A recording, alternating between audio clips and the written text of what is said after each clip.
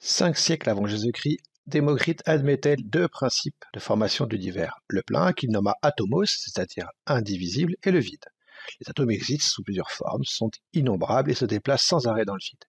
Ils peuvent s'assembler pour former différentes matières. Ils sont si petits qu'on ne peut les voir et il est impossible de les diviser.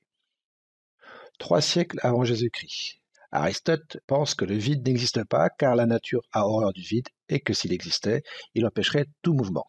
À ses yeux, la Terre est composée de 4 éléments, l'eau, la terre, l'air et le feu. Malheureusement, la plupart de ces recherches entravèrent le développement de la science durant fort longtemps. Fort longtemps.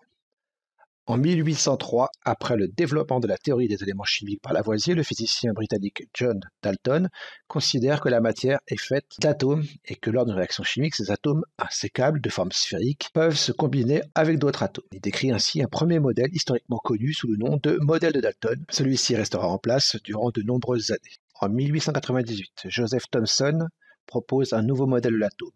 Les électrons chargés négativement et des particules plus lourdes chargées positivement sont confinés dans une sphère de rayon environ égale à 0,1 nanomètre. En 1911, Ernest Rutherford propose un modèle de l'atome où il serait un système solaire en miniature, c'est-à-dire avec l'électron gravitant autour du noyau comme la Terre autour du Soleil. En 1913, Niels Bohr complète ce modèle en ajoutant que les électrons ne peuvent occuper que des orbites bien précises, que les électrons sont plus nombreux sur les orbites les plus éloignées et que certaines sont plus stables que d'autres. En 1926, Erwin Schrödinger propose un nouveau modèle de l'atome dans lequel les électrons ne dérivent plus des orbites mais sont contenus dans des nuages. C'est le modèle actuel de l'atome, le modèle quantique. Si on zoome sur ce morceau de charbon, nous allons tomber très rapidement sur son composant le plus petit, c'est-à-dire l'atome de carbone, qui n'est pas noir. Nous distinguons tout d'abord le nuage électronique composé d'électrons, de symbole E-, de charge électrique QE égale E égale moins 1,6 fois 10 puissance moins 19 coulombs, et de masse ME égale 9,1 fois 10 puissance moins 31 kg. Ces électrons semblent évoluer autour d'un centre. En zoomant une nouvelle fois, nous tombons sur ce centre qui est le noyau atomique. Ce noyau atomique est un petit peu comme un sac de billes. Ces billes qu'on appelle des nucléons. Parmi ceux-ci, on distingue les billes bleues, qu'on appelle neutrons, du fait de leur charge qui est nulle, et leur masse est 1,675 fois 10 puissance moins 27 kg.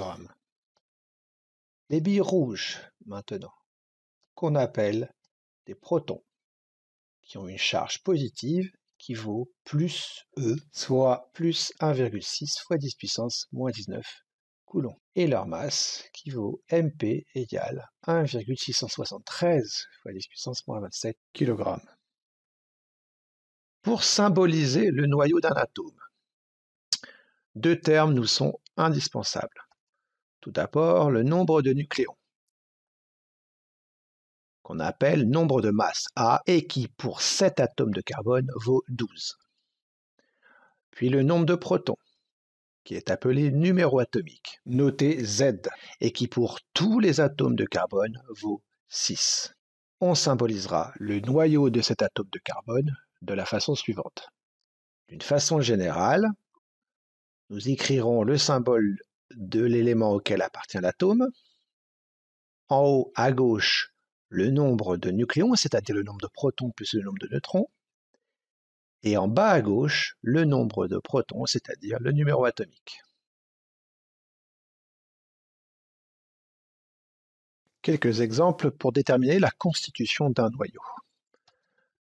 Par exemple, pour ce noyau, on dira que le noyau de cet atome de carbone est composé de A égale 12 nucléons, dont Z égale 6 protons, et N égale A moins Z égale 12 moins 6 égale 6 neutrons.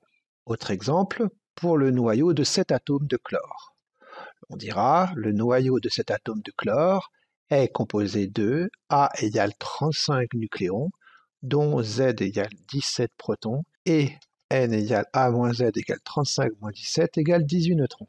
Enfin, pour le noyau de cet atome de fer 56, on dira le noyau de cet atome de fer est composé de A égale 56 nucléons, dont Z égale 26 protons et N égale A moins Z égale 56 moins 26 égale 30 neutrons.